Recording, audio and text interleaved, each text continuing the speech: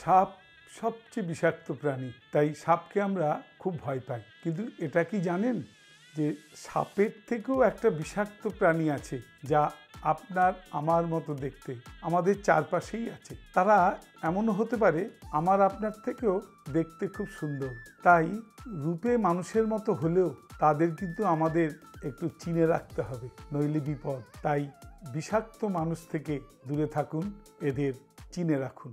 মাত্র 11 বছর বয়সে বাবাকে হারাই। প্রচণ্ড অভাবের মধ্যে থেকে বড় হয়ে ওঠা আর মানুষকে চেনার আমার শুরু সেখান থেকেই। তাই এই অভাব এবং মানুষকে চিনতে চিনতে আজ আমি এখানে এসে পৌঁছেছি। তাই আজকে মনে হলো যে আমার বন্ধুদেরও একটু এই নিয়ে একটু বলি, যাতে তারা তার চারপাশে যে বিষাক্ত সাপ আছে সেইগুলোকে একটু চিনে রাখতে পারেন, নইলে ছোবল খেতে হবে।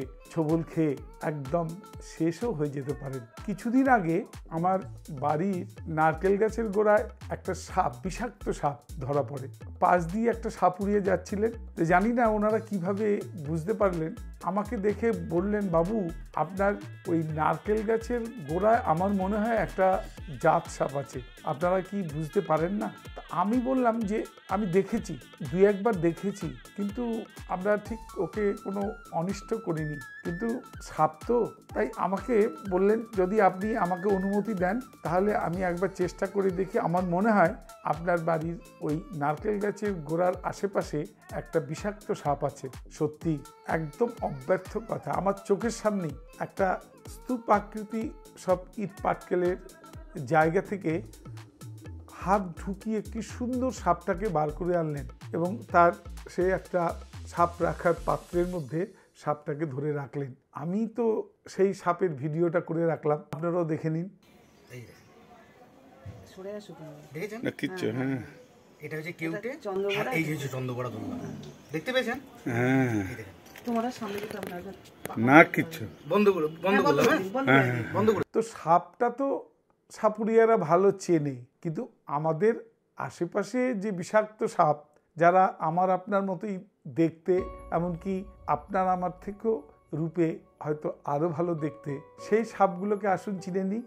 জীবন পথ চলতে গেলে এদের কিন্তু চেনা প্রয়োজন। কীরকম সেই সাপগুলো, আজকে সেই সম্পর্কে আপনাদের বলবো। একটু ভিডিওটা মজাদার হবে, ভালো লাগবে। অনেকে হয়তো এই ধরনের সাপের ছোবল কখনো না কখনো খেয়েছেন, কেউ একেবারে কাত হয়ে পড়েছেন, কেউ বা লড়াই করে এখনো বেঁচে আছেন। এই সাপগুলোর লক্ষণ কীরকম, এই বিষাক্ত ব্যক্তিগুলোর কীরকম লক্ষণ হয় সেই সম্পর্কে একটু বলি। এরা আত্মস্তুতি খুব ভালোবাসে, মানে শুধু নিজের কথাই বলে, এরা অন্যের প্রশংসা করতে জানে না। এরা নিজেদের ঢাক পেটাতেই ওস্তাদ, মানে আমি ভালো, আমি ভালো, সব সময় তাদের মুখে নানাভাবে আমি এই করেছি, সেই করেছি, আমি ওই করলাম, সেই করলাম। মানে তার যত ভালো ভালো কাজ না হলেও ওই সামান্য একটা ছোট ভালো কাজের জন্য সারাদিন উনি ঢাক পিটিয়েই যাচ্ছেন, পিটিয়েই যাচ্ছেন।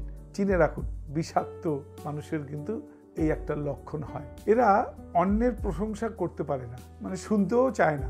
সাংঘাতিক লোক, মানে যদি প্রশংসা করেও মন থেকে করে না। একটু খেয়াল রাখুন, এরা শুধু নিজেদের ঢাকি পেটায়। এরা ভালো হলে আমি, আর খারাপ হলে তুমি। ধরুন তরকারিটা খারাপ হয়েছে বা তরকারিটা ভালো হয়েছে, তখন বলবে, এই তো আমি তোকে বলেছিলাম এই মশলাটা দিতে, এবং আমি বললাম এইভাবে তুমি রান্না করো, তো দারুণ হবে। তাই ভালো হলে তিনি প্রশংসাটা নেওয়ার জন্য এই একেবারে গায়ে পড়ে শুরু করে দেবেন। আর যদি তরকারিটা খারাপ হয় তখন বলবে, আমি তো বলেছিলাম ওকে এই মশলাটা দিতে, এইভাবে রান্না করতে, আমার কথাই শুনলো না। যা হয় এই রকম তারা। এরা কথায় কথায় মিথ্যে বলে, মানে এত স্মার্টলি মিথ্যে বলবে আপনি বুঝতেই পারবেন না, ধরে নেবেন সত্যি। মানে বিরাট বিরাট ব্যাপার। আমার বড় বড় লোকের সঙ্গে জানাশোনা, আমি এটা করে দেবো, কোনো চিন্তা নেই, আমি এটা তো কোনো ব্যাপারই না, আমার কাছে একদম জল ভাত। এইভাবে এমনভাবে বলবেন যে উনি যেন সব পারেন এবং ওনার হাতে বিরাট ক্ষমতা। তাই সাবধান থাকুন, এও এক প্রকারের বিষাক্ত মানুষ। এরা ক্ষমতাবান লোকের সাথে বন্ধুত্ব করতে চায়। দেখবেন আপনি যদি খুব সাধারণ লোক হন, আপনাকে বিশেষ পাত্তা দেবে না।